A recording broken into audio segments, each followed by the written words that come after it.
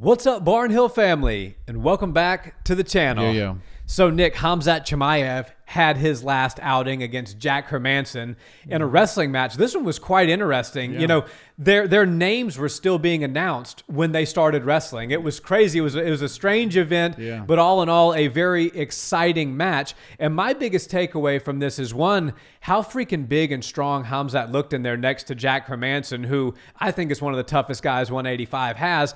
And then two, everybody was talking about this being a freestyle match, which favored Khamzat because Hermansson has such a deep Greco-Roman background. But if you look at most of the takedowns Khamzat hit, they were off of body lock takedowns. There was some well-timed trips. I mean, this guy, and all of that translates to MMA so beautifully. This guy, Khamzat Chimaev, is a real problem. And even though this was a wrestling match, this makes me that much more sure in my prediction that he's a future champ. Yeah, that was really crazy. Jack Hermansson's a stud. Oh, yeah. And I think he's one of the best, intense, aggressive grapplers that they have at the top of 185 right now. And Khamzat kind of made him look average, right? Jack did well. Shut him out. Yeah, and Jack, credit to him, he made Khamzat work for some of those takedowns and some of those handles that he got a hold of, but it kind of looked like Khamzat was a human a little bit, right? We haven't really seen a very human side of Khamzat in the UFC's octagon or really any MMA fights that he's been in so far. But that wrestling match, when you see a wrestler kind of go for something and get stuffed or have to reshoot, it makes him look a little bit more like a human. And so I thought it was really fun. I think it's really cool for smaller organizations like that to get these big names, and who knows how much money they end up making. But I don't think that people like Jack Hermansson and Khamzat are really all that concerned with making the big bucks on these one-off random wrestling matches or whatever. They make their money in the UFC, and I feel like they're guys that like to compete. And at the end of the day, if somebody asks them they want to do it, they find the match interesting, they're going to do it. They're going to give the fans something really cool, and they're really going to help the promotion. I feel like they were a little bit under-promoted. I think a lot of people didn't know this was taking place, and they maybe just saw the result, and they're like, wait a second, I want to see everything Khamzat has to do because I'm a fan as of 4 fights ago, and they didn't get to see this fight happen or take place live. But needless to say, it was a very fun night. I'm sure the people that were watching really enjoyed it. Jack Hermansson and Khamzat seem to have really good respect and good. There's no bad blood there, so maybe we'll see them square off later in their careers in the UFC. But I really, really think that Khamzat Chimaev proved that he's just an absolute monster everywhere a fight can go. He's the real deal, man. I mean, he had Jack Hermansson flattened out on his stomach at one point, and you could only just think about what might be taking place if this was an MMA fight. He's really, really good with the ground and pound. He's really, really good with the takedowns. And when you can't even mix striking into this situation because of the rule set and the framework, he's shooting for takedowns, and he still gets you down multiple times with multiple different shots against a guy who's extremely well-versed in wrestling. I think we got a really special guy on our hands here, and I'm fully aware that I'm a Khamzat fanboy. I'm on the hype train. I don't even know if we can call it a hype train anymore, because I think he's just a full-blown contender at this point. Well, I truly believe that he's that good. But like you said, he's a competitor, and he's going to make plenty of money in the UFC. Like we had talked about in his last fight video that we did, he now has more Instagram followers than the champ Kamaru Usman. Yeah. So the guy is a rising star at a level that's almost been unprecedented. I mean, maybe Conor McGregor.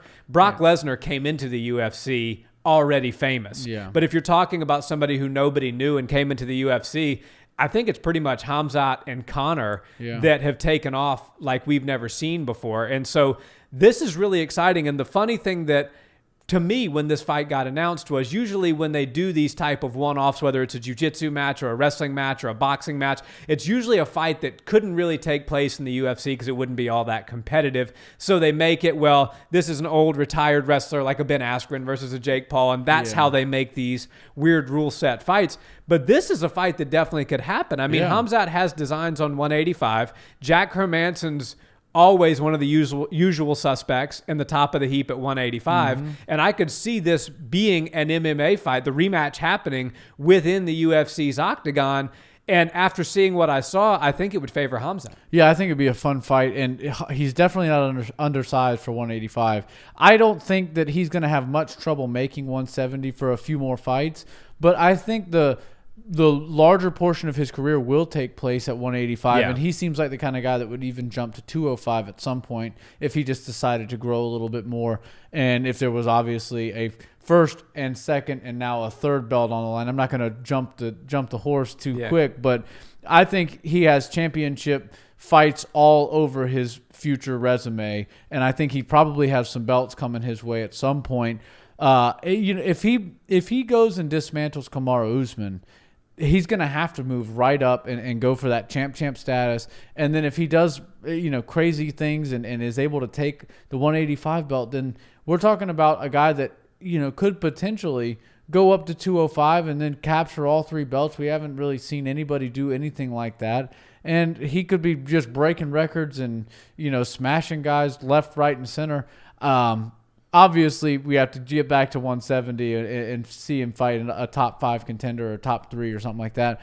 But without a doubt, he's about 2 fights away from fighting for a world title. And or one, honestly. Right. I think his 2 fights from now, he will be fighting for a world title, and it'll be sometime early next year. And that might be an interim, or it might be something like that. But they're trying to get some gold around Khamzat's waist. Yeah, I think so. And a lot of people are saying, in the MMA world out there on Twitter, Reddit, stuff like that, that the consensus is Khamzat matches up much better against Izzy than he does against Kamaru Usman.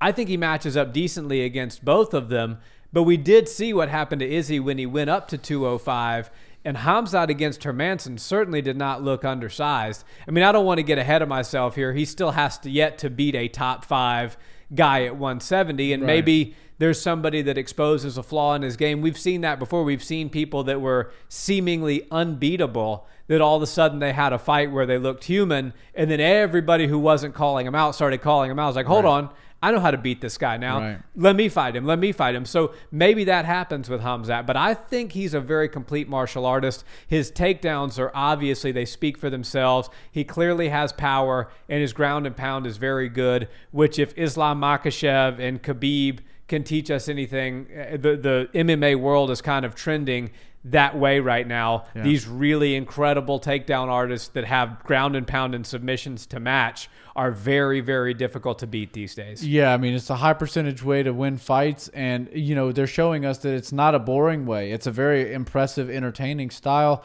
Khamzat seems to he checks all the boxes. He's a star. He has that little brashness to him, which a lot of the Dagestani and the Russian guys don't really present, and they don't really show in their character. They're confident and they're scary, but they say very little and they don't call people out. All business. Business, but it's almost like intimidating in that way. Khamzat's intimidating, but in that same way, but he's also calling people out and being a little bit of a loudmouth, which I love. I think that's the perfect recipe for somebody who's going to be a superstar.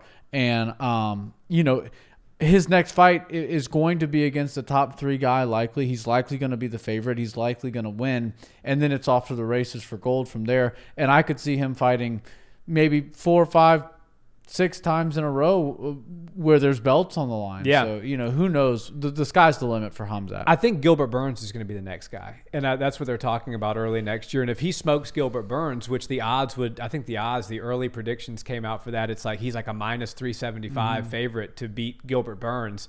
If that happens, he absolutely is fighting for a title next. Yeah. And then he's not fighting for a title for probably a meaningful period of time after that. Exactly. It'll just depend on what Kamaru wants to do. And I truly think Usman is maybe the only guy that can stop him. And who knows how long Usman is going to want to fight. Who knows if Usman is in a point in his career where he can beat him, or if he's kind of, Usman sort of alluded to this is the end of my career a little bit. He's talking about boxing Canelo. And sometimes when you start to get, aspirations outside of just straight fighting, that's where things start to come off the rails. And you have somebody like Borz who he has no aspirations. I mean, he said he'd box both Paul brothers in the same night, but I think that was just more parody than anything. Well, his focus is squarely on becoming a UFC champion, and that can be a very scary thing for anybody in the division, including somebody who I believe is probably the second best, maybe the best welterweight of all time, in Usman. Yeah, and if you're the champion, that means you've made it to the top of the mountain. And sometimes you can find difficulty to search for that motivation and reason to get up and the why for what I've already made it. I'm the greatest in the world. What am I doing this for right now? And the last thing you want to do when you're signed to fight Khamzat Chimaev is have 1 foot in and 1 foot out. And if that's any indication of where Kamaru Usman is, then that's some trouble for him. And I think that would be a horrible matchup. But as of right now, you got to give the champ the respect that he deserves. He's shown us time and time again that he is not only the best welterweight in the world, but he's also maybe the most improving welterweight in the world right now. So hats off to Usman. I know this is about Khamzat Chimaev.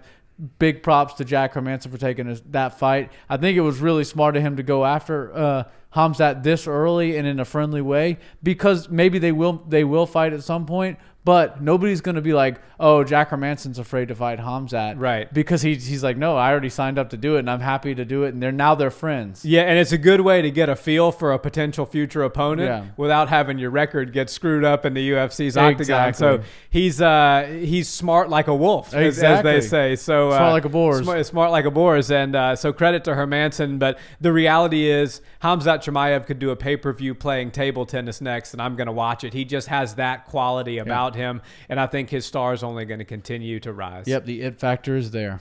For sure. Guys, thanks so much for watching this video. Drop us a line. Did you watch this wrestling match? What did you think of it? Do you think this fight could ever materialize in the UFC? We always love chatting with you guys in the comments.